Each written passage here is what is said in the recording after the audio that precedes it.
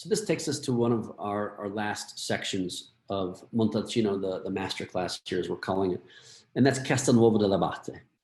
To me, and I think to many others, these are some of the most compelling wines in the region today. And I refer to, and I don't think I've stolen the phrase, but as it applies to wine, but it's sort of the iron fist and the velvet glove here with respect to Castelnuovo and the structure of these wines, the fruit-driven nature of the wines, but in great examples like Poggio di Sotto and Stella di Campo Alto, these wines, they've got just this life to them, this energy that I think is uncommon in other wines that you find from Montalcino.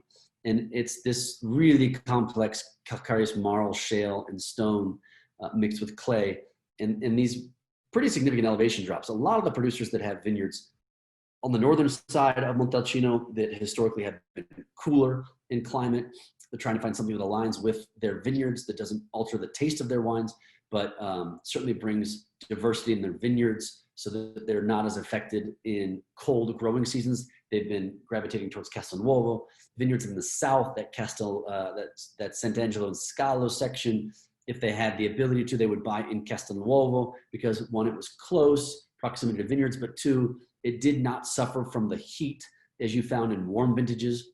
It's got this really beautiful face to it that really attracts cool breezes from both Montemagno because of its proximity there, and then also just its overall exposure to the more Mediterranean side of Montalcino. So it's really an amazing place to visit, number one, to see the beauty of the landscape of Montalcino, but two, for winemaking, for grape growing, it's exceptional in terms of the style, the structure, and the capacity of these wines. So 200 to 450 meters in elevation, southeast of Montalcino. Listen, you're looking for fruit-driven wines for sure, but with a really strong mineral backbone and really great opportunity for complexity. So if you look to Mastroianni, which is a traditional producer, wonderful wines and style, Ciacci Piccolomini, which lives just on the other side of the Abbey of Sant'Antimo, sort of as you take this road called the Sesta that drives towards Sant'Angelo and Colle. Those are amazing wines, very typical of great Sangiovese, some wonderful representations from Ciacci Piccolomini. Again, I'm just trying to offer you reference producers from the region. Ciacci Piccolomini, Mastroianni are more price approachable for sure, Poggio di Sotto and Stella di Campo Alto. But regardless of price, are amazing wines and very good examples of high-level Sangiovese coming from Montalcino. Again, here's a good view on the map of Castelnuovo here on the middle third of the screen, Ciacci Piccolomini just behind it, and then you've got Stella. I want to sort of focus on this section of Castelnuovo. We're going to flip it around so you can see Ciacci Piccolomini over here on Castelnuovo. Again, it's a little bit lower in elevation. We'll talk about that. And this is also just a reference point for where the vineyards are for Stella and where the cellar is for Ciacci Piccolomini. Again, not a significant drop, to me at least, in where the vineyards are and the location, but you're talking about 30 to 50 meters in drop from the top of Stella down over to Ciacci Piccolomini. But for sure, the more important part for me here is this top of the hill and down at the bottom, you've got a really significant drop as you get out of Castelnuovo. And we'll just take a little cutting of it so you can see. And I think really, again, we're talking about one of the more interesting and compelling sections as we sort of take that cut out. You're dropping 156 meters in elevation from the top of the hill from Stella, which sits on this section called Podere San Giuseppe, which is sitting just below the vineyards of Poggio di Sotto. So as we sort of zone in on what should be closer to Poggio di Sotto in terms of what I just identified, you'll see that this section starts to come alive. So this ridge really just stops at the end of the hill here.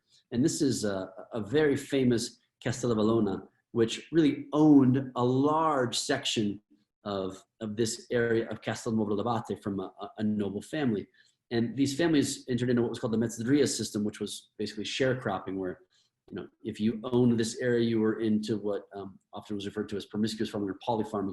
You'd have some olive trees, you'd have some grapevines, you'd have some cows, some chickens, and you would share the fruits of your farm with the noble family here.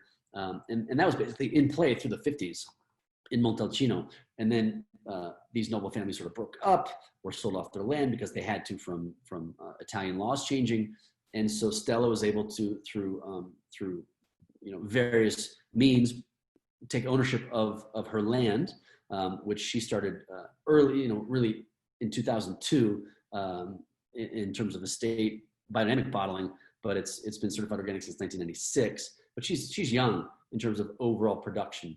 The estate wasn't established until 1992 from Stella Campalto. So she's new to the area, quote unquote, new to the area, but making some of the most incredible wines in the area. So you'll hear her talk about it when you get a chance, if you get a chance to talk to Stella about the way that she came into ownership of the vineyards and what she's done since she's taken ownership. But she really does understand how this area has changed, how Castelnuovo has really shaped Montalcino today, and really the significance of this area of Castelnuovo on wines from Montalcino. And again, this ridge really just shoots out straight. You'll see the drop in elevation from the top of the ridge here, basically from the hotel of Castelvellona into this section, 165 meter drop. I mean, it's, that's huge in terms of agriculture. How do you farm? What's the change in temperature day to night at the top of the hill compared to the bottom of the hill? You can see great producers up in this section, just on top of Stella's vineyards here. There's this road that cuts through, and then you've got Poggio di Sotto living up in this section here, again, making some of the most classic versions of Brunello di Montalcino. And for us, as we zoom into Stella, you can see beautiful soils, great aspect. She's, as you can see, I'll go north-south just so it's easier to identify from her vineyards. But now you got facing direct north, so you can see most of her vineyards are facing southwest in terms of exposure, and really just some of the most attractive vineyards and wines from the region. Going back to the types of soil that she's got, again, you look at Ciaccia Piccolomini, Mastroianni, Poggio di Sotto, and Stella, it's really benefiting from these calcareous limestone marl soils. And you can see 4 different types of soils. These are all coming from Stella's vineyards in and around Castelnuovo. And she's a small producer. We're talking about 7 hectares of land. And she's producing, and look at the different types of soil coming from just 7 hectares, all attached to each other that she's got. So again, a really good example. This is sort of the deep dive into Montalcino. I hope that you've enjoyed it. And really thank you for taking the time to look at the changes in altitude and elevation, the different microclimates in the various unverified subzones of Montalcino. And thanks for coming on the ride. We hope you enjoyed it.